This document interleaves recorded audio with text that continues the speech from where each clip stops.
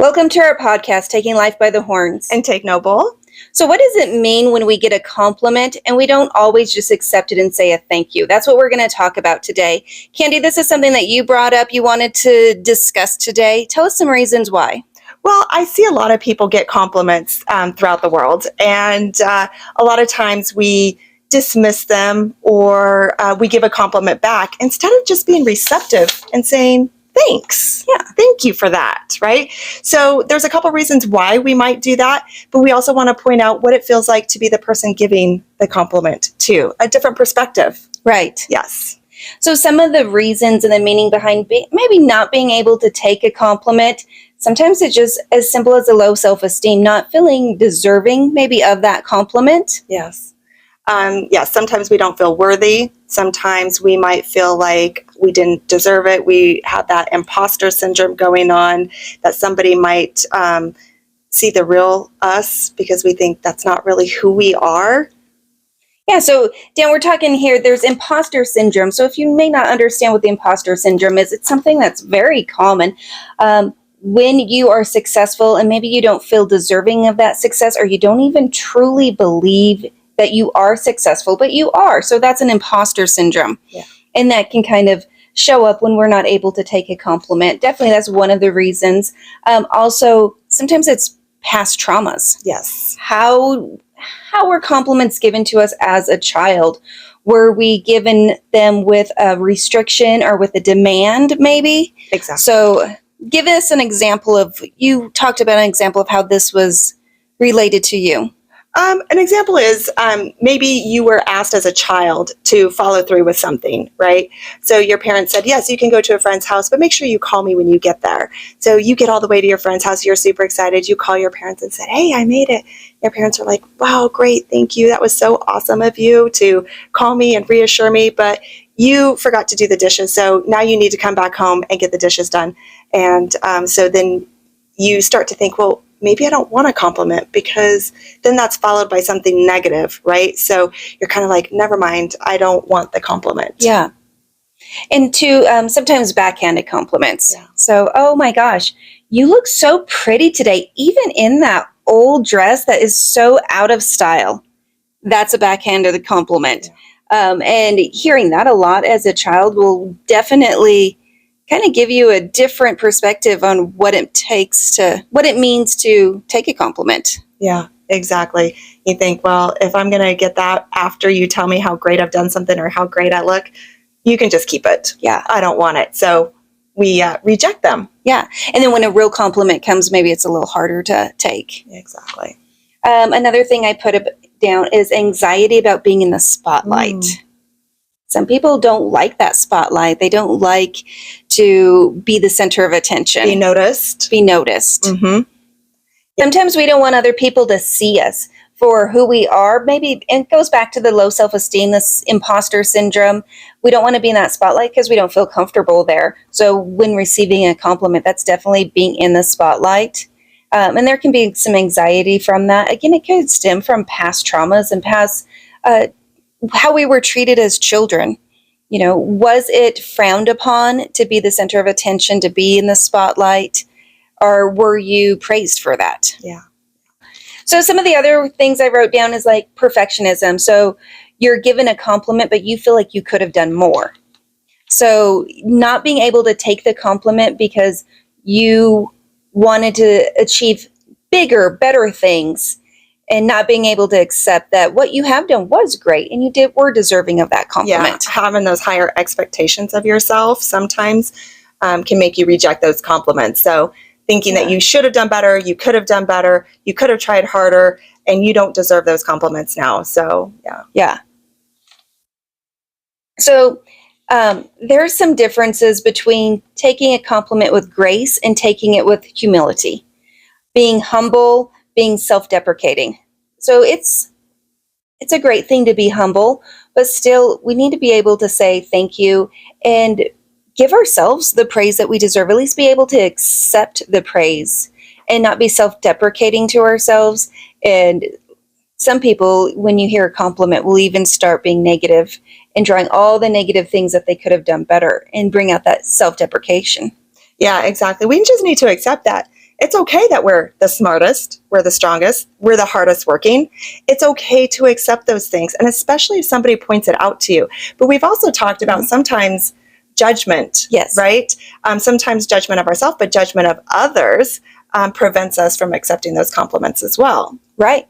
So a very judgmental person, that is, again, we talk about being a mirror and putting that out there. So when you're judgmental, those things that you're being judgmental about, you're really a mirror back to yourself.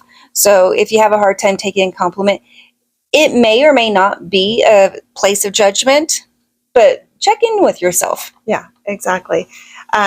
And sometimes we also reject compliments because we don't want to accept them because we don't want people to think we're egotistical or conceited, right?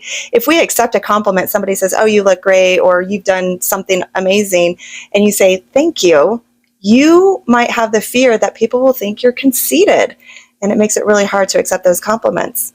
I think that is probably the number one reason why people will not accept a compliment. From a young age, we're told to be humble and to be meek. The meek will inherit the earth. So yeah, not wanting to be egotistical or come off cocky.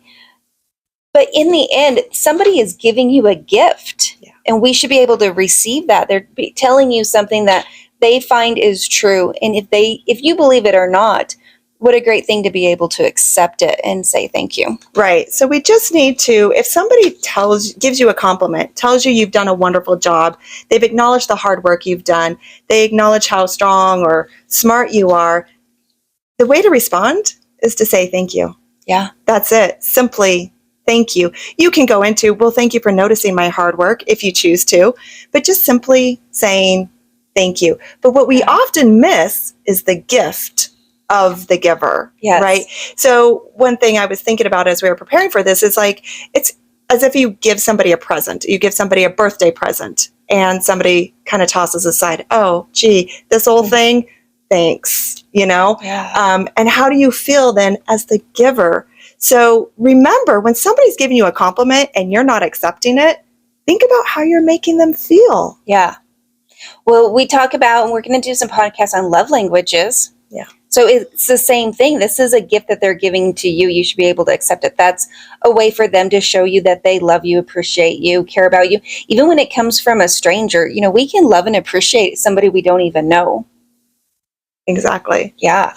So I wanted to end on being able to accept a compliment. Lets the universe know you're ready for more great things. Like, yes, I accept, I receive that compliment. And universe, I'm ready to manifest more of it. So when we say no and when we put boundaries on compliments, we're putting boundaries on our own manifestations. Well, and when we reject something that is given to us, right, we reject it, the universe then says, oh, well, then I'm not going to send you anything else because you're going to keep rejecting it. So, and everything is about energy exchange. Yes. Give and receive. And you have to have both. And you can't be allowing somebody to try to give you something without giving an equal energy exchange, which is being receptive and appreciative. Yeah. And on that same energy back and forth, if you can't accept a compliment, let's start with giving compliments. So just work on giving a stranger a compliment. Going up to someone you've never met before, I love that shirt. That is so pretty. Or, oh my gosh, your eyes are breathtaking. Whatever you can think of in that moment, get in the habit of giving compliments, see how they react, and I think it'll help to receive compliments. Right. And it definitely will increase your own energy and your own vibration to give that back. So pay attention to how you're being receptive to those compliments. If somebody gives you a compliment about something, don't say, oh, this old thing, or, oh, I got it on sale, or, oh, I could have done harder, or, oh, I'm working harder on something else, or don't make up excuses for those compliments. Just simply be receptive. Yeah, and practicing giving them is a great way to do that. So we're going to do something different that we're starting with our podcast and ending with our gratitudes, but we're still going to share our gratitudes with you because it is so important.